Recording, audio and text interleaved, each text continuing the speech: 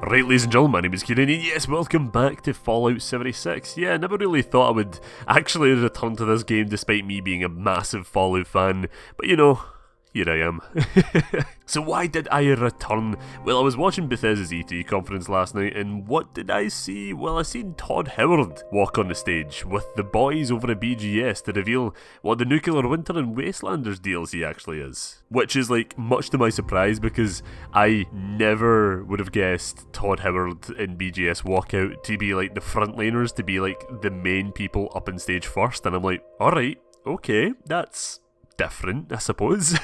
Now, I wasn't actually going to come back to 76 in this style of video. Of course, I'm doing like the Fallout Quest series, which you can check out on my channel, which is a funny moment style of Fallout 76 videos, but I was never really thinking about going back and actually talking about 76 in the way I am now. But the reason for that is because I felt like Wild Appalachia was just like a random bunch of mods thrown together, you know, it's just, it wasn't really anything special, never really caught my eye, never really interested me. But these upcoming DLCs, oh boy. Do you know what? Fuck it, let's just dive right in, because I cannot wait to talk about it. So let's start with the good shit first, for the good stuff, man. Let's start with Wastelanders. Well guys, it turns out I was right in my speculation video I did ages ago for the DLC, because human NPCs make a return with new factions and settlements spread across 76. Honestly, I was so fucking happy to actually see this come true, because now we can actually finally get a proper Fallout multiplayer experience I originally envisioned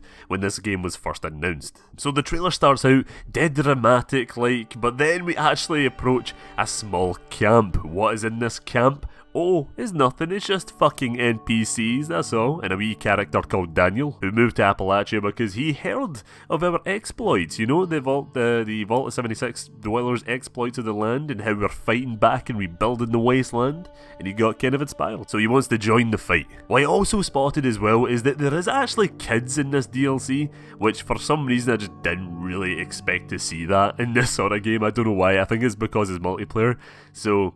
And people tend to try and kill the children in Fallout games, so yeah, it's gonna be it's gonna be interesting to say the very least. In this trailer as well, we actually get to see the dialogue system in the game too. We're back to a more classic Fallout dialogue system instead of 4's wee limited one. That's right guys, we have perception checks, we have charisma checks, and we also have the ability to be a right dickhead. But then a thing that got me even more excited about this DLC is that these new NPCs will start to set up towns and settlements in an already established location like the crashed satellite station. Like I also said in my speculation video, I said that, I was like, no, I don't think it's going to be in a new map. I think it's going to be in, you know, Wild Appalachia. I keep saying Wild Appalachia for some reason, but yeah, they're going to be in Appalachia, they're going to come here, they're going to start building towns and shit, and we're going to be like, yes, yes, this is what we want. I'm curious if we'll get like a quest where we need to help Daniel's group take over this location from the super mutants that already inhabited the area. Next up, we actually do get a look at the new Raider faction. It tells us that we need to claim the Wasteland before it claims us. Oh, I think I might side with the Raiders, I'm not gonna lie, because my character in Fallout 76 is a dickhead. I want to roleplay as that sort of character, so you know, only makes sense if I join the Raiders. It seems like this new faction as well is set up in like a cave system somewhere, or maybe the satellite station is the Raiders' new base. It kind of looks like that. Who knows? I don't know. You don't know. We need to wait until fall 2019 to find this out, so kinda sucks, but oh well, at least we know it's coming. We get a look at a new dangly mutated thing. This is like one of the most terrifying mutations I've seen in Fallout yet, because it seems like a creature I would like spot in the forest, you know? Wastelanders promises to be a massive DLC with choices and consequence, factions, and everything that basically makes a Fallout game Fallout. On Bethesda.net, they say that we will have the choice to either join the Raiders or the Settlers in the main story. Each faction will have their own quest lines, weapons and armour, and even companions, which, you know, that's a wee bit surprising. I'm very curious on how that will actually work. Like me, is it like a bodyguard sort of system? So it's like we go and hire a bodyguard, so it's like a random NPC? Or is it like a set NPC? Because if it is that, then that'll be so strange. Because then like everyone will, anyone who like sides with a certain faction will get like a clone of like of this one NPC walking around the place where everyone else is like, oh, how's your bin going? Yeah, my bin's good. How's your bin? Oh, my bin's cool. He's a mass murderer. And I'm like, hey, same. We really have to hope that Wastelanders does what it promises and that it fundamentally changes 76. I'm so glad NPCs are coming back, because I will be honest, like the only few quests I actually thoroughly enjoyed in 76 were the ones by that raider Mr. Gusty thing. Like, and that was only like 3 quests or something like that. Everything else just seemed all the same and just so repetitive and boring. I can't be arsed listening to tapes every goddamn time. So now with the return of human NPCs, it can introduce like a more dynamic and unique questline. Honestly, I feel so excited to see Wastelanders be what I wanted it to be, because now I can finally feel like I can enjoy 76 the way I wanted to when it launched last year. Because when it launched last year, my goodness, fucking hell, that was a disaster. But obviously this is current day Bethesda. I know, I really don't want to say this, guys, I'm sorry, but like, this is current day Bethesda. We can't exactly, like, they've not fully earned back the trust yet, you know? There's still so much shadiness going around them. I want to tell you guys this because I'm going to do it myself. I know I'm very excited for this DLC, but I'm going to enter it with a grain of salt. I'm going to enter it with caution, because you need to measure yourself here, man. Because that Bethesda conference just there, it was okay, but it wasn't amazing, you know? But I'm really unsure about them. Insanely unsure. And speaking about being unsure, let's move on to the more interesting stuff, let's say, with Nuclear Winter DLC. I don't know. Honestly, I have no idea what to think of this. Because on like one hand, it looks fun and interesting.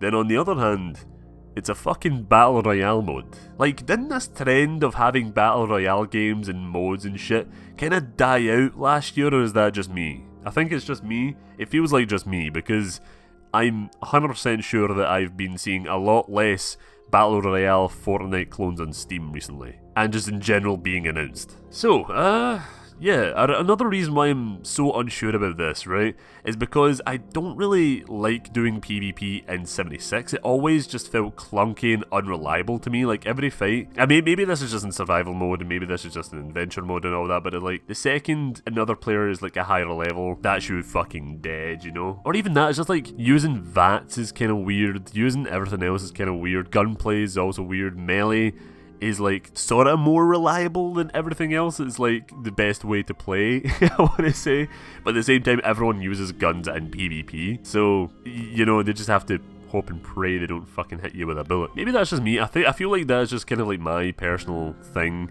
Like, I just don't really like doing the whole PvP thing in 76. So, I don't know. I like Battle Royale as well, so that's why I'm just so unsure about this. I don't know what to think. Also, having like a 52-player Battle Royale mode in a game that had a difficult time before launch with actually implementing multiplayer in the first place is kind of worrying. I'll be honest, because 52 players, I'm pretty sure that's more than the player limit in the game right now, like in a map in one server. So that should be interesting. Hopefully it's not a dumpster fire like the fire in the trailer.